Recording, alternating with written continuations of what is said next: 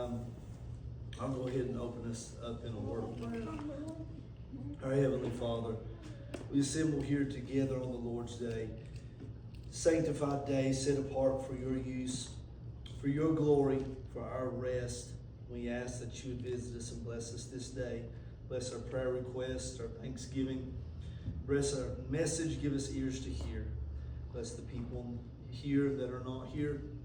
Lord, we ask this in Christ's name. Amen. Okay, announcements, birthdays, anniversaries. For announcements, we've got, our Wednesday, we won't have Bible study this week or next week. We'll have our Thanksgiving this week. And then next week, we usually join in with Will's Chapel. They just do a bread and broth service. Yeah, okay. And then the next week will be the first week of December, we'll start back in our Bible study. Okay. Then our blessing box, and we're asking everybody to bring something for Wednesday for the blessing box too, if they can. Okay.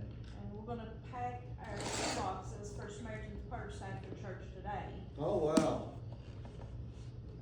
Yeah, I saw the We things. usually, try to do them, and we just buy stuff all year when we see stuff on sale or Yeah. That's a something good good, we idea. go in and get it. Where do you drop it off at? Green Valley Baptist, And then they, they send them on. A couple of years we've got to go to Boone to pack at Yeah. the center, but we Yeah. couldn't get in this year. okay. And if we pack them, we just take them with us. But Yeah, this year we'll just take them to Green Valley and let them send them. good. Do our affirmation of faith.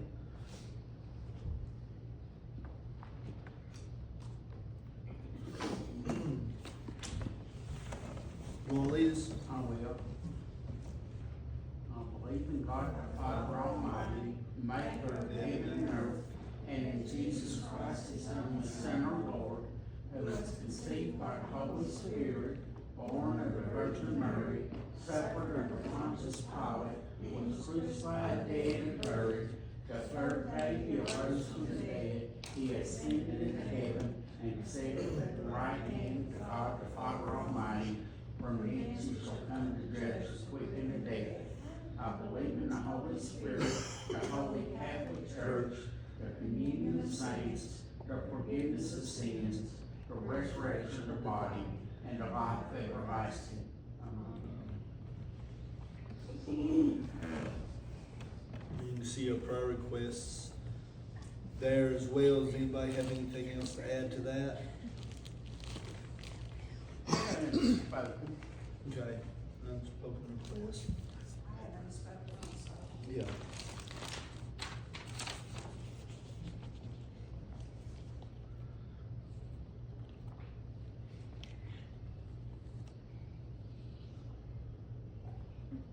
A lot of sickness going around. We got a message from our church, a lot of people's gonna be out today with that. It's that time of year. Yeah, 30 one day and 65 the next. Yeah, it's weird, yeah. It's snowing and going on Monday, and yesterday you could wear short sleeves out. Yeah. Okay. Well, let's have a word of prayer over all these requests that's wrote down here, the unspoken requests. Lord, you are a prayer hearing God.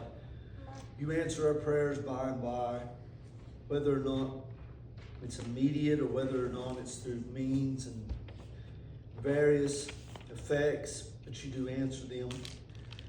Sometimes you answer them no, but it's all for your glory and your good will. And Lord, we pray for each and every person here that's been placed on print and page, their needs.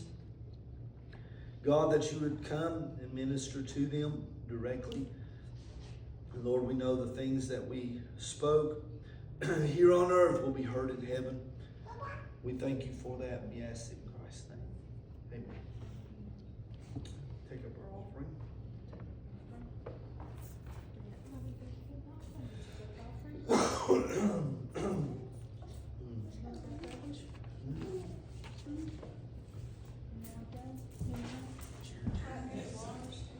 I've got some cough drops and stuff. Yeah, I'll be alright. I've battled no voice for like 3 days. I think it's the weather. I think it's these crazy temperatures up and down.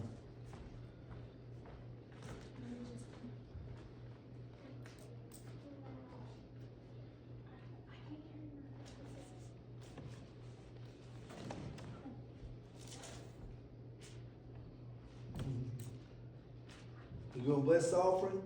Well, bless it. I'll bless it. Okay. Lord, bless this offering, multiply it like you did the loaves and fishes. Bless the people as they give. And for your kingdom and your glory, we ask in Christ's name. Amen. He knew the routine, didn't he? Yeah. He was like, we got to do this.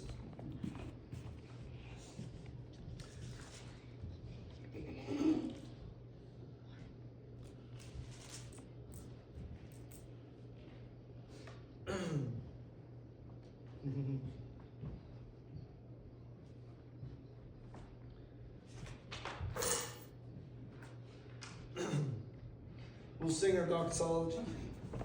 Praise God from whom all blessings flow. Praise Him, all creatures here below. Praise Him above, ye heavenly hosts. Praise Father, Son, and Holy Ghost. Amen. All right. Well, we'll just get right into the message today. Have your Bibles turned to Genesis 15.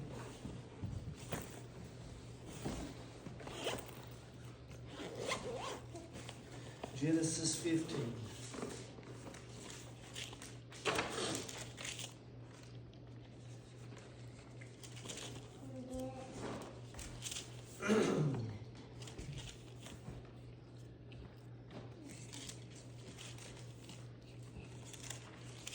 This is a very unique passage of Scripture.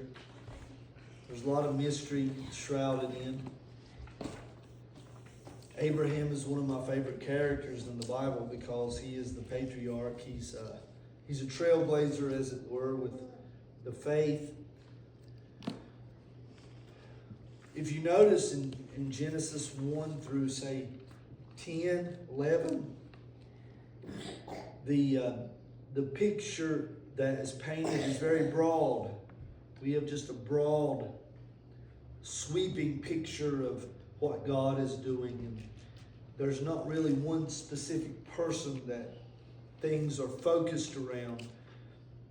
We have Adam and Eve, and then we have the descendants, and then we have just broad pictures of floods and what God does with the entirety of the world. And then we have the separating of the nations at Babel. But then in Genesis 12, things change a lot, and it's almost like God zeroes in and telescopes in on one particular person, and that person is Abraham. And really through the rest of the Bible, it's about his seed, him and his seed. His seed being the natural seed, being the Jews, the nation of Israel, the Israelites, and their ups and downs. But then his spiritual seed as well, the spiritual seed being spiritual Israel, the church, what we would say, particularly the one seed or the one descendant, which would be Jesus Christ. And so God really narrows down the redemptive story into this one person. And so I love the study of Abraham because we see a lot of very unique things. Genesis chapter 15 begins with verse 1. After these things, the word of the Lord came into Abram in a vision. So there was no communication of revelation by the word. He didn't have the Bible at that time. So God communicated to Abraham in visions and by angels and by premonitions or dreams or so on and so forth. So the word came to Abraham in a vision saying, Fear not, Abraham, I am your shield, your exceeding great reward. So not only does he promise protection for Abraham, he promises that he would be his reward. He would be his satisfaction. Verse 2, and Abraham said, Lord God, what will you give me, seeing I go childless? And the steward of my house is Eliezer of Damascus. And Abraham said, behold, to me thou hast given no seed, and lo, one born in my house is my heir. So God had promised Abraham to give him a son, to give him a seed. Abraham was advanced in age, and so was Sarah. And God's made a promise to Abraham that out of his loins, out of his seed, that the nations of the earth would be blessed. That there would come a mighty nation from him. But things and prospects looked pretty dim because Abraham was getting older and older, and there was no natural seed. All he had was, like he said, Eliezer. He had a steward in his house. It wasn't out of his own loins. And so this weighed heavy on Abraham's mind. Hey, I'm getting older. And the promise of God hasn't come to pass yet. And so we see that in this vision, Abraham brings this particular matter up to God. Hey, I don't have a seed. I don't have a child yet. And you promised that. In verse 4, and behold, the word of the Lord came to him, saying, this shall not be thine heir, but he that shall come forth out of your own bowels shall be your heir. In other words, God was very specific about his plan. He was like, my will is not that somebody else in your household other than your child be the heir. See, sometimes God works in a roundabout way. He'll work and he'll work through ways that we don't expect. You know, he'll bring his promises to pass and in some form or fashion that we're like, well, I didn't see that coming. And so God comes in and he works his will out. But in this particular case, God said, this is the way that I'm going to do it. You're going to have a child, and he will be the heir. Verse 5, and he brought him forth abroad and said, look now to the heavens. Tell the stars. If you be able to number them, so shall thy seed be. So this was a pretty graphic illustration. Every time Abraham looked up to the stars, he would remember that God said, your seed would be promoted and expanded just like the stars of the heaven in number. Now, verse 6 is a pretty interesting, powerful verse. Verse 6 says, and he believed in the Lord, and he counted it to him for righteousness. So, if there is a verse in the Old Testament to memorize and to know, it is that verse. That verse is reiterated in the New Testament many, many, many times. Paul the Apostle builds a whole doctrine in the book of Romans on this particular verse. In fact, the whole Reformation, the Protestant Reformation, is built on this particular verse. He believed in the Lord, and the Lord counted it to him for righteousness. Has anybody ever heard of the statement, we are saved by faith, not by works? This is where this comes from, is this particular verse. And so what it means is that Abraham, being old, not being a Jew, he was the father of the Jews, but he himself, there was no Jewish nation. There was no law. There was no 10 commandments. There was no circumcision. There was no sacrificial system. There was no way or works to which God said, if you do these, then you'll be saved. There was nothing. This was before any of that. Before any of Exodus and Leviticus and Numbers and Deuteronomy and Joshua and Judges. It was before all of that. And so God here establishes the way to be saved. Isn't that interesting? The way to be saved here is established. And salvation, according to the scriptures, and especially here and in the book New Testament, salvation, being saved, is a gift of God. And it's through faith, believing upon the Lord. Now, what kind of faith is this? Well, Abraham believed that God would do what he said he would do, that he would give him a seed. Even though his body was dead and he was old and advanced in years, yet God would give him a seed. This seed would be supernatural. And this seed, from this seed, everybody would be blessed. Not only material, but spiritually. So, in essence, Abraham looked forward through time, and he believed in one that would be coming. The Bible says in the book of John that Abraham desired to see my day, and he saw it. In other words, Abraham by faith was looking to Christ and believing upon him in a future way, that he would come supernaturally, that he would die. He didn't know all the specifics. He didn't know the plan of salvation, and that Jesus would be born of a virgin. That hadn't been revealed yet. He didn't know that Christ would suffer and die. That hadn't been revealed yet. Isaiah chapter 53 wasn't written yet. The sufferings of Jesus was not predicted. So it was a very vague revelation that he had. He didn't know much. He just knew that he would have a seed. He didn't know the name of the particular seed. He didn't know the name would be Israel. He didn't know that it would come from David. He didn't know Solomon. He didn't know any of that. He just knew, hey, God is going to give me a supernatural seed. And through this seed, everybody would be blessed. Everybody would be saved. So that's all he had to go by. But you know what? He believed. And when he believed, something miraculous happened. God counted his faith, his belief, as if he had already kept all of the law. Isn't that interesting? The law hadn't even been given yet. But because he believed, God said, you know what?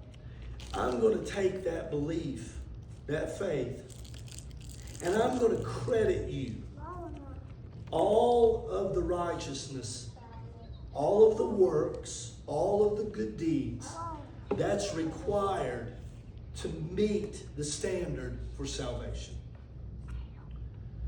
So the Apostle Paul sees this and he says, hey, this is the basis of our salvation. If we are Abraham's seed, we have the faith of Abraham. And as Abraham looked forward and believed upon Christ, so we look backwards and we believe upon Christ. But it's the same faith. We believe that he was supernaturally conceived. We believe that he suffered under Pontius Pilate. We believe that he was crucified, dead, and buried. We believe that he rose again the third day. We believe in all the requisites of the faith. And God says, hey, just like Abraham, I'm going to take your belief and I am going to credit you with righteousness, enough to be saved. So it's a very powerful verse. And it's expounded in depth in the book of Romans. Verse 7.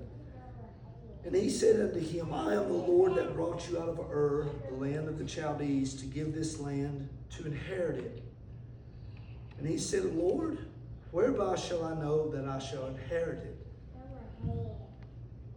And he said unto him, take me a heifer of 3 years old, a she-goat of 3 years old, a ram of 3 years old, and a young pigeon. And he took all of these, and he divided them in the midst, and lay each piece one against the other. But the birds he divided not. And when the fowls came down upon the carcasses, Abraham drove them away. So let me set the picture. This is kind of a very unique passage that we're going to explore right here. So Abraham believed upon the Lord, and it was counted to him for righteousness. And so Abraham wanted a covenant sign. Okay, a covenant sign. Now you have to understand that this particular time, that deeds and promises were ratified through covenant. So today, if you were to go to a car dealership and buy a car, and you picked out the one that you want, and you test drove it, and then the hard part begins. You go back to the office, right? And then you give them the information, and they run your credit, and they look and see what kind of deals that, and you dealing back and forth, and then they take your offer and they go in the back someplace, and then they come back with an offer, and when we do all this. So when you finally agree to the terms of the contract, which would be the payment, the price, the trade-in value, or whatever it may be, when you agree to the terms of the contract, then the guy starts entering in on the computer. And he puts the computer in, and then he prints out all these pages, right? And then what do? You sign. You sign the contract. And once you sign the contract, then it's done. The contract is a promise between you and them that you're going to pay this much and they're going to do this much. They'll give you maybe 3 months or free oil changes or maintenance or warranties or whatever, and we're going to sell you at this price, and we're going to do this. Then you are going to pay this much, and you can't take your car to any other place. You have to bring it here for, there's terms of a contract. But anyhow, it's a contract. That's how we do it today. We have marriage contracts. We have business contracts. Back then, they didn't have contracts. They didn't have computers, but they did have promises that were signed, that were made through covenant sacrifices. And this is what we're seeing right here. This is what this is God and Abraham entering into a contract together, an ancient contract. And so God says, take these specific animals. They're all 3 years old. Why 3 years old? Because it is a perfect animal without blemish in the prime of its life. 3 years old. And I want you to take these animals and I want you to divide them. So this foreshadows Christ. Christ was 33 and a half years old. He was in the prime of his life. He was a perfect specimen. And that is what God used as a sacrifice. And so, what we have to see is that you would have portions of the beasts laid out. So you would have a head and a tail, and a head and a tail, and a head and a tail, and a head, or however they did that, and they were divided and they were laid out in a certain order. And so Abraham spent the whole morning long doing that. He would kill the animals and he laid them in a specific order, getting ready for a contract to be signed. And what they would do in ancient times is the people that were entering into contracts, they would walk between the pieces of the animals, and they would say, I agree to do this for you. You agree to do this for me. If I don't keep my end of the deal, may I be like one of these. That's how the contract was made. So they would walk and they would agree on all the terms of the contract, and it would be in the context of all of these sacrifices to let them and everybody around them know the severity of breaking the contract. They would end up like these slain pieces. So it was a very solemn type of thing. Now, the Bible says that when Abraham was finished, in verse 11, birds started coming down to try to eat the pieces. And Abraham was just driving them away. Like, shoo, get out of here, vultures. So this lets us know one thing, that Abraham was waiting. He was waiting on God to come and make a contract with him. He had already finished everything, and he was just waiting, and he was keeping everything sanitary. Verse 12, and when the sun was going down, so we now know it's evening, he waited all day. A deep sleep fell upon Abraham, and lo, a horror of great darkness fell upon him. So God had put a supernatural, deep sleep. This was not an ordinary sleep. This was not him drifting off. This was a divine, supernatural sleep put upon Abraham right at the moment that God would enter in contract with him. And the Bible says a horror of great darkness fell upon him.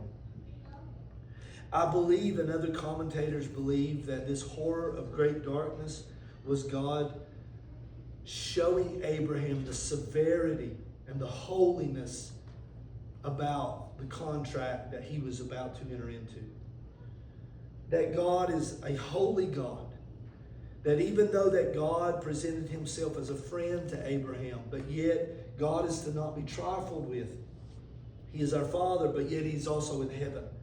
He is above all things. He dwells in light which no man can approach. He is so high and so holy that we ought always to feel a sense of dread and reverence, a holy fear, as it were, approaching God. And this is what this depicts, that Abraham had a sense of horror, fear, and solemnness because of this great and terrible and mighty and awesome contract he was entering into. And he said unto Abraham, verse 13, know of a surety your seed shall be a stranger in a land that is not theirs. Shall serve them, and they shall afflict them 400 years. He's talking about Israel and Egypt. That's what he's talking about. He's prophesying of the 400 years of bondage in Egypt, in Exodus. And also that nations whom they shall serve I will judge, and afterwards they shall come out with great substance. But in the fourth generation they shall come hither again, for the iniquities of the Amorites is not yet full.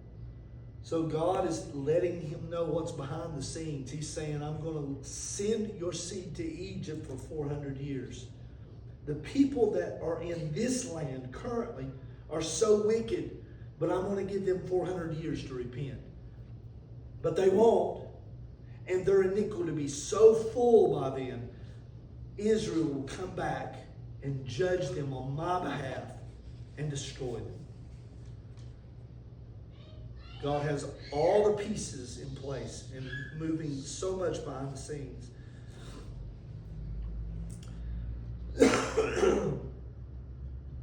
Verse 15. You'll go to your fathers in peace and be buried in a good old age, but in the fourth generation thou shalt come hither again, for the iniquity of the Amorites is not yet full. And it came to pass, verse 17, that when the sun went down and it was dark, behold, a smoking furnace and a burning lamp passed between those pieces. You remember me talking about you pass between the pieces, making contracts, right? Shaking hands, agreeing to the terms. But we find here, not Abraham. It wasn't Abraham passing between the pieces. It was a smoking furnace and a burning lamp that passed between those pieces. In the same day, the Lord made a covenant with Abraham, saying, unto thy seed I will give this land, from the river of Egypt and the great river, the river of Euphrates, the Canaanites and the Gizzitites, the Cadmonites and the Hittites and the Perizzites and the Rephaims, and the Amorites and the Canaanites and the Girgashites and the Jebusites.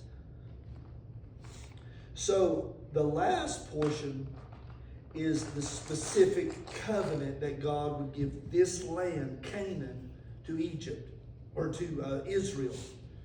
And we know that Canaan is a spiritual type of heaven. So if you want to look at it in the spiritual sense, God is making a promise for heaven. He's making a promise of an eternal abode. But what's interesting is that Abraham was lying asleep while a contract was being made between God and a burning lamp and a smoking furnace. What are we to make of that? What does that mean? This is what I believe it means. I believe it means that simply that a contract was made that day. A contract was made and Abraham reaped the benefits of that contract. But that contract was not made between God and Abraham. That contract was made between the divinity, divine persons. So this is my take, and other commentators agree. I believe that God entered into contract with Christ Jesus right here. In such a way is that Jesus Christ agreed to fulfill all of the obligations, all of the requisites, all of the law of God, to where every T is crossed and every I is dotted. And God promised upon the fulfillment of all of his requirements for mankind that Jesus would keep through his human form by coming and being a man, that God would then exalt Jesus and make him head over all, and that would give him great glory and honor and raise him from the dead, and he would be head of all of the believers, and that he would give him an inheritance of the saints. And so I believe that the contract was made, and the Holy Spirit also would give the benefits of this contract to men, to humans, to the believers. And the reason I believe that is the Bible says in the book of Hebrews, because he could swear by no greater. Who did he swear by? Himself. He swore by himself. And so it is very, very important to understand that the contract, the covenant of salvation and redemption was made with God and Christ. Christ fulfilled all the requirements. We didn't lift our hand to do anything. We were like Abraham, asleep on the side. But yet God gave all of the blessings and benefits of the contract to Abraham because Christ would fulfill that contract. And that's exactly what we see in the New Testament, is that the blessings and benefits of the covenant of God is given to believers because of Christ Jesus. That's why the statement, we believe upon God and it was counted to us for righteousness, can be fulfilled, is because there's one that did do the legwork, and it was Christ. He did do the legwork. He did do all of the things that were required. He did do all of the good things. He kept the law repeatedly and consistently and perfectly. And so that, thank God, our imperfections and our insecurities and our sins and our vices are not held against us, because we don't make it to heaven because of our goodness and our righteousness. That's not the term of the contract. The term of the contract is we make heaven our home because of Christ's goodness and Christ's righteousness. And when we believe upon him, he counts that to us for our righteousness.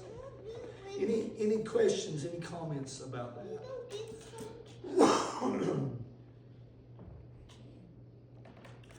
One of my favorite passages, very, very, very in depth. Lot there.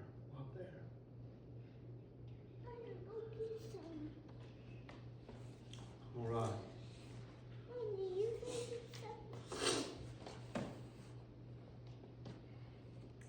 Anybody have anything to share? I apologize again. I'm not able to too much.